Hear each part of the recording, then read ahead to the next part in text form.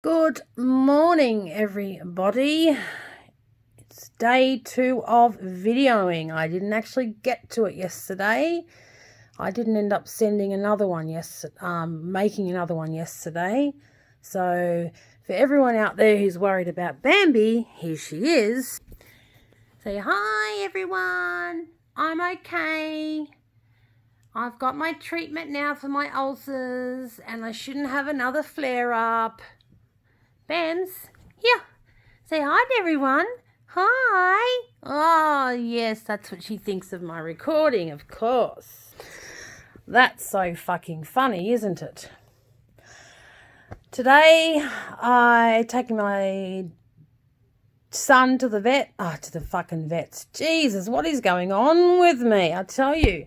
Taking my son to the hospital again for his sort of post-up ER visit. They wanted him to stay in hospital but thought it was not a good idea because of COVID-19.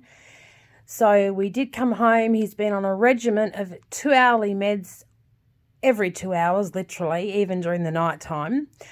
So that's been tiring on its own. And I have to wake him up, so I have to be awake too every 2 hours. So he's pretty tired. So he's back in bed now. The appointment isn't until 12 something, so I'll get him up shortly and get him ready. But it's only about 9:30 here, so AM that is.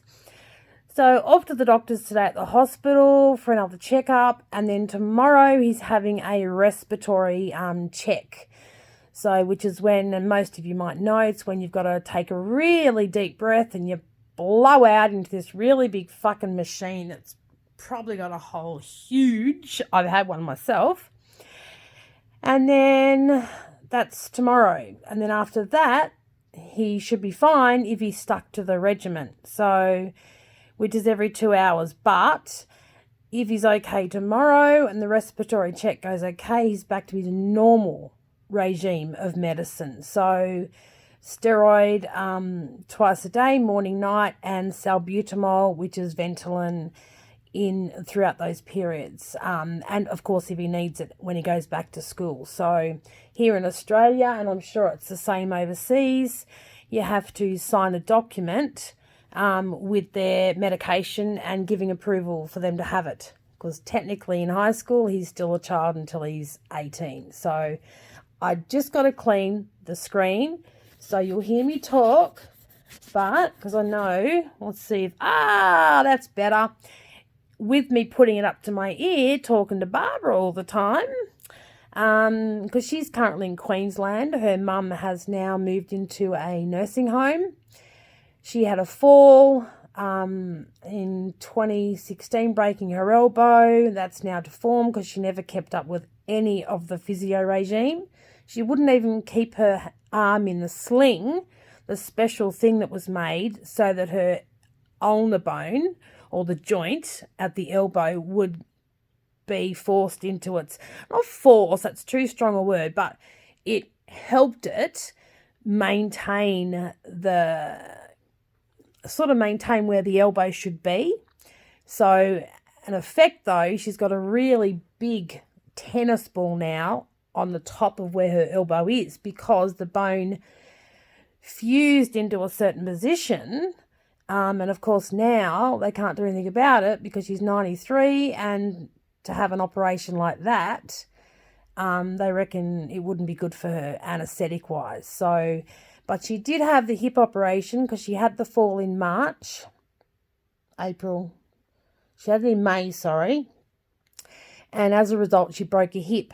But they were able to screw and plate it back in place, which is great because at 93, they were really questioning whether she had the ability to survive the anaesthetic during the operation. And the cardiologist gave his permission, of course. Surgeon looked at all that prior, and they had to fix the hip because that's her livelihood, her walking. But unfortunately, she hasn't walked since, and she's told us it's because her feet are numb, which makes sense because if you can't feel your feet, and at 93, when you've had 2 falls, you then question your safety. And she's scared.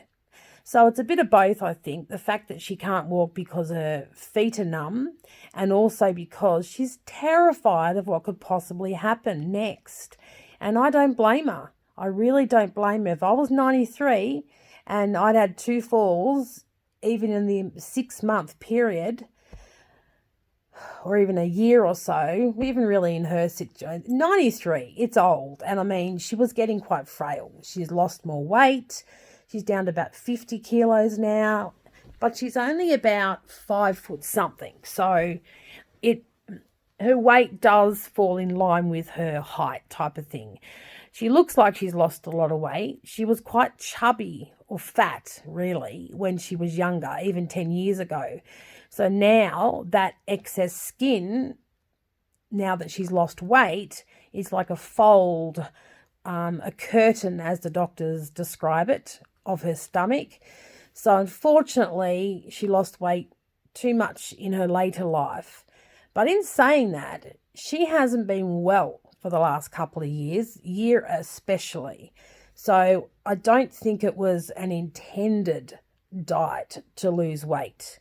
She's got this friend who's on about, because she's skinny as a fucking rake, this friend, and I'll call her Gold Digger for now, because that's what appears she's doing. Besides the elderly abuse, she does things like ring the daughter and abuse the daughter in front of her. So she's stressing about this, and mentally it's doing nothing for her except abuse. It's elderly abuse, and they're really on about it here in Australia.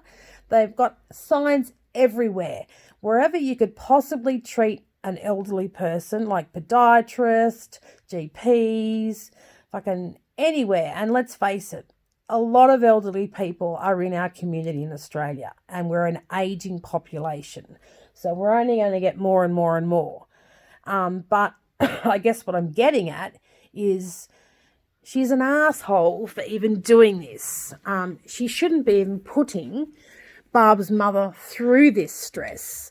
So it's disgusting that she is. I'm just going in to put my clothes away. I'll show you. So cold here, things haven't been able to be put online, so I've been hanging things up on my little door thing there, and it means that I can put them straight in the wardrobe too, which is great. So I just got to put them in their right spot. Shirts with shirts, pants with pants, blah, blah, blah, blah, blah, blah. The only downside is I fold my PJs away, because they don't really need to be hung up, sorry. So what I will do is hang them up anyway, and when I use them, at least then, excuse my nostrils while I'm doing all this, because that's all you can see. Nice dress though. Kids bought it for me. It's a size 16 now. Oh, size 18, sorry. I just checked that. And they bought it for me a couple of Christmases ago, and that was just after I'd lost all that weight. But I said to Lauren and Palasa, I said, get me some stuff that I can wear for when I lose weight. Now, that never fit me at the time, but it's loose as buggery now. So it goes to show how much I've lost. I was a 26, but now I am an 18, or a 16 to 18 more so now. So that's one fabulous thing. I can't believe I've lost that much weight. To be honest, I didn't ever think I'd get down to a size 16. Size 18, yes, maybe perhaps bordering the 18, but they're all done. So now it's away.